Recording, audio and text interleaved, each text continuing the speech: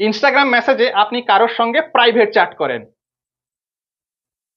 ওকে, মানে অন্য কাউকে না জানানোর কথা আপনি এখানে ডিসকাস করেন কারোর সঙ্গে। দেখুন, আপনি চান যে আপনি যখন মেসেজটা পাঠাবেন সামনের ব্যক্তিকে, সামনের ব্যক্তি যখন ওই মেসেজটা পড়ে নেবে, পড়ে নেওয়ার পর কিন্তু অটোমেটিকলি যেন ওই মেসেজটা ডিলিট হয়ে যায়। দেখুন, যদি ডিলিট না হয়, সামনের ব্যক্তি হয়তো ওই মেসেজের স্ক্রিনশট নিয়ে আলাদা কাউকে পাঠিয়ে দিতে পারে, বা ভবিষ্যতে ওই মেসেজটা যদি ওই মেসেজ বক্সে থেকে যায়, তবে অন্য কেউ দেখেও নিতে পারে। তো এগুলো থেকে বাঁচার জন্য একটা সেটিং আপনাকে দেখিয়ে দিব। দেখুন, এখানে আপনাকে একটা ডেমো দেখানোর জন্য আমার সেকেন্ড আইডিটা ওপেন করে নিলাম। তো যে ব্যক্তির সঙ্গে আপনি মেসেজ করবেন সেই ব্যক্তির নামের উপরে ক্লিক করুন। এবার নামের উপরে আমি এখানে ক্লিক করলাম, ঠিক আছে। তারপরে নিচে দেখুন লেখা আছে ডিসঅ্যাপিয়ারিং মেসেজেস, এখানে ক্লিক করুন। এখানে ক্লিক করার পর চারটা অপশন আপনি দেখতে পাচ্ছেন।